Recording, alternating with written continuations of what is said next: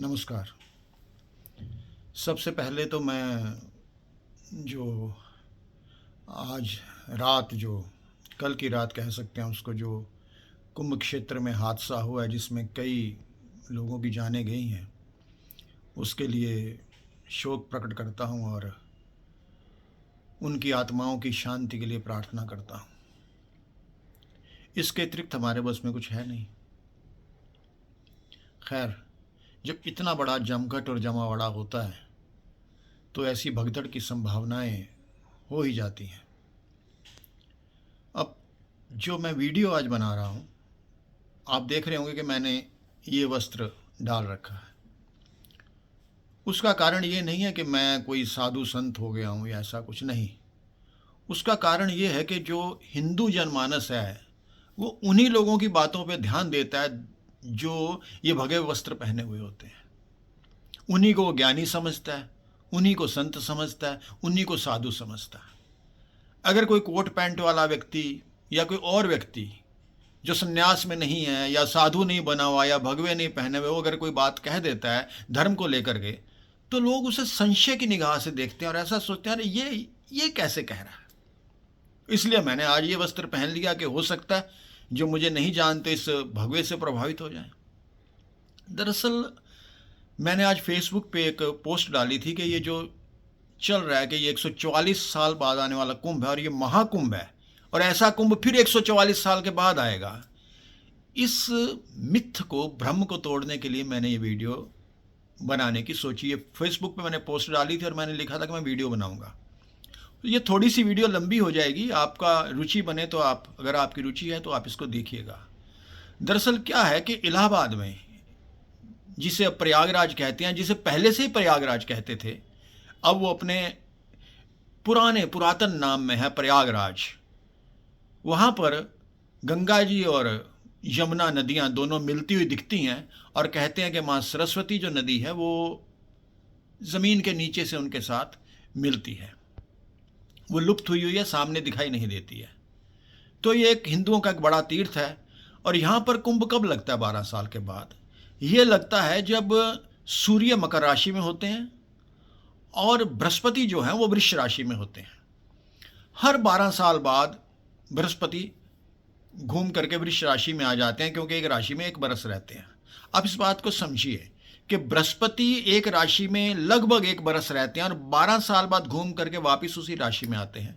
सूर्य एक राशि में लगभग 1 महीना रहते हैं और वो पूरा 12 राशियों का चक्कर 1 वर्ष में अपना संपूर्ण कर लेते हैं। चंद्रमा लगभग 2.25 दिन एक राशि में रहते हैं। तो जिस दिन अमावस होती है, अमावस को मुख्य यूं कहें कि जब खगोलीय घटना है ऐसी जिसके अंदर सूर्य चंद्रमा दोनों मकर राशि में होते हैं और गुरु वृष राशि में होते हैं, तो प्रयागराज में पूर्ण कुंभ का योग घटित होता है। और ये योग हर 12 साल के बाद बनता है। जब से कुंभ आरंभ हुआ है, तब से हर 12 साल बाद प्रयागराज में महाकुंभ लग रहा है। जिसे मतलब मैं महाकुंभ इसलिए कह रहा हूं कि आप लोग इसे महाकुंभ कह रहे हैं, ये सुनते रहे हैं, जबकि इस कुंभ का नाम होता है पूर्ण कुंभ, क्योंकि एक अर्ध कुंभ भी यहाँ 6 वर्ष के बाद लगता है, इसलिए जो 12 साल बाद लगने वाले को पूर्ण कुंभ कहते हैं। अब आप समझिए कि जो लोग कह रहे हैं कि 144 साल बाद लगा है, उसके पास इसका कोई तर्क नहीं है और ये महाकुंभ है, इसका कोई शास्त्रीय प्रमाण नहीं है। उसका कारण है, आज से 144 साल पहले 1881 में जब कुंभ लगा था, अगर इसे उस तरीके से विशेष कुंभ बताया जाए तो भाई 144 साल बाद लगा है, तो 144 साल अगर 2025 में से माइनस करें तो 1881 बनता है। 1881 में जो कुंभ लगा, क्या इस कुंभ की वही ग्रह स्थितियां हैं जो 1881 में थी और बीच में ऐसी कोई ग्रह स्थितियां नहीं आई? तब तो हम माने कि कोई विशेष कुंभ है। कुंभ अपने आप में विशेष है जो पूर्ण कुंभ है, और वो वही ग्रह स्थितियों में लगता है जो ग्रह स्थितियां आज से 144 साल पहले थी।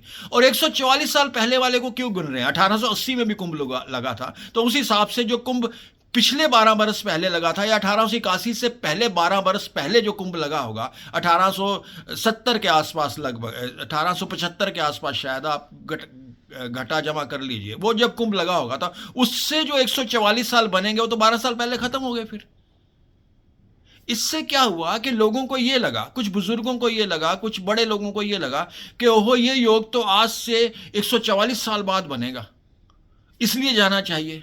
ये भी एक भीड़ का बड़ा कारण रहा।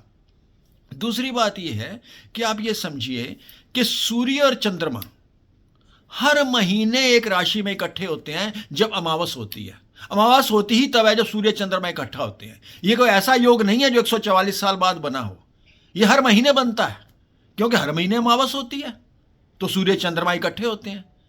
तो दोस्तों, हिंदू धर्म के अंदर लोग ना पता नहीं किन लोगों के पीछे मतलब के ऐसे भाग रहे हैं, खुद स्टडी करते नहीं हैं, खुद गीता नहीं पढ़ते, कुछ रामायण नहीं पढ़ते, खुद वेद नहीं पढ़ते, कुछ उपनिषद नहीं पढ़ते, खुद मतलब कि अब क्या कहूँ, दूसरे धर्म वाले जो अपने कुरान पढ़ते हैं, उनके मौलवी उनको पढ़ाते हैं, उनके स्कूल हैं, पाठशालाएं हैं, ईसाई बाइबल पढ़ाते हैं या अपने चीज़ों को चर्च में बताते हैं। यहाँ क्या है कि इतने सारे बाबे, इतने सारे संत, और उसके ऊपर ये न्यूज़ वाले जिनको धर्म के बारे में कुछ भी नहीं पता है, लेकिन वो ऐसे बैठ करके 4-5 बाबा को बिठा के ऐसे शो करेंगे कि जैसे उनसे बड़ा कोई धर्म का जानकार नहीं है। उसके ऊपर यूट्यूब में जो ज्योतिषी हैं ये ऐसा वहम बना रहे हैं, ऐसी चीज़ें बना रहे हैं जिससे चीज़ें धड़ाधड़ फैल जाती हैं तो लोगों को तो, हिंदुओं को तो पता नहीं है अक्सर चल क्या रहा है। तो इसलिए मेरी आपसे करबद्ध निवेदन है कि कुंभ 12 साल बाद फिर आएगा। जिनकी आयु 30-50 है वो 62 साल वाला कुंभ भी देखेंगे, वो कुंभ भी इतना ही महत्वपूर्ण होगा जितना ये है, और उससे पहले वाले कुंभ भी उतने ही महत्वपूर्ण थे जितना ये है। और दूसरी बात ये है कि जो कई लोग मैंने देखा है, जैसे वो एक सांसद हैं, वो उन्होंने कहा जी वहाँ तो लोग पाप बख्शवाने जाते हैं, जिन्होंने पाप किया वो वहाँ जाए। देखिए ऐसा है, कुंभ के साथ ये बात जुड़ी हुई है कि कुंभ में स्नान करने से पाप नष्ट होते हैं। दरअसल आप समझिए सिर्फ पाप की बात नहीं है, किसी भी तीर्थ पर जाने से पुण्य प्राप्त होता है, नंबर 1। नंबर 2, कुंभ की व्यवस्था मैं ऐसा समझता हूं कि जब ये की गई तब हिंदुओं को के साधु संत सारे वहां इकट्ठे हों, हिंदू धर्म के अंदर क्या कुरीतियां आ गई हैं, क्या इसमें और अच्छा होना चाहिए, और उसी बहाने जब संत इकट्ठे होंगे, संगत जाएगी तो उनको सभी संतों के वहां आसानी से दर्शन हो जाएंगे, जिनके दर्शन करने भी दुर्लभ होते हैं। इसके कई सारे कारण हैं इस कुंभ के। ये घड़ा है जिसके अंदर धर्म है, उस कुंभ में से धर्म निकलता है। जब ये कुंभ का अवसर सुअवसर आता है तो वहां पे धर्म लाभ करने के लिए जाया जाता है। लेकिन क्योंकि अब जाने के तरीके बहुत आसान हो गए हैं, हवाई जहाज है, ट्रेन है, और सरकारें भी करने लग गई हैं तरीकों को आसान, और कहती हैं कि हमने बहुत इंतजाम किया, आप आओ देखो यहाँ आकर के कुंभ लगा हुआ, पुण्य कमाओ आप। उसकी वजह से बहुत ज़्यादा भीड़ इकट्ठी हो जाती है। तो होना तो ये चाहिए कि सही जानकारी लोगों को दी जानी चाहिए, उनको बताया जाना चाहिए कि यहाँ इतनी दूर आपकी बसें रुकेंगी, जो भी आ रहे हैं वो इतनी दूर जाएंगे, इतना दूर उनको चलना पड़ेगा, इस तरीके की स्थितियाँ होंगी तो उस तरीके से आप आएँ। लेकिन वो हर तरफ से ज्योतिषी हैं, चैनल वाले हैं, सरकारें हैं, सब लोगों को कह रही हैं आओ आओ आओ, या 40 करोड़ आएंगे, 50 करोड़ लोग आएंगे। उससे बहुत बड़ा कियोस पैदा हो जाता है। इसलिए हिंदुओं से मेरी निवेदन है, प्रार्थना है कि आप लोग कुंभ में जाएं। ये कुंभ अंतिम नहीं है, कुंभ आगे भी आएंगे। ये कुंभ ऐसा नहीं है जैसा आगे नहीं आना है। इसलिए जो लोग अभी तक नहीं जा सके, जो समझते हैं कि वो शरीर से पुष्ट हैं, वो इतना चल सकते हैं, अब तो सबको पता चल गया कि स्थिति कैसी है, वो वहाँ जाएं, आराम से स्नान करें, और जो सरकार ने जो नियम कायदे बनाए हुए हैं, जो भी वहाँ पे हैं, वो उनका पालन करते हुए चलें, ताकि इस तरह के हादसे दोबारा ना हो। और जो मतलब कि मैं फिर ये कहूँगा कि आप अपने ग्रंथ खुद पढ़ा करें, ताकि कोई भी आपको धर्म के नाम पे तो कम से कम मूर्ख ना बना सके, संस्कृति के नाम पे बेवकूफ़ ना बना सके। ये कुंभ हर 12 साल बाद हरिद्वार में, प्रयागराज में, नासिक में, उज्जैन में लगता है। आपके जीवन में बहुत अवसर आएंगे। अभी यहाँ पे बहुत रश है, आप जाइए और वहाँ पर पुण्य कमा करके आइए। जैसी जाकी रही भावना, जैसी प्रभु मूरत तिन देखी तैसी। नमस्कार।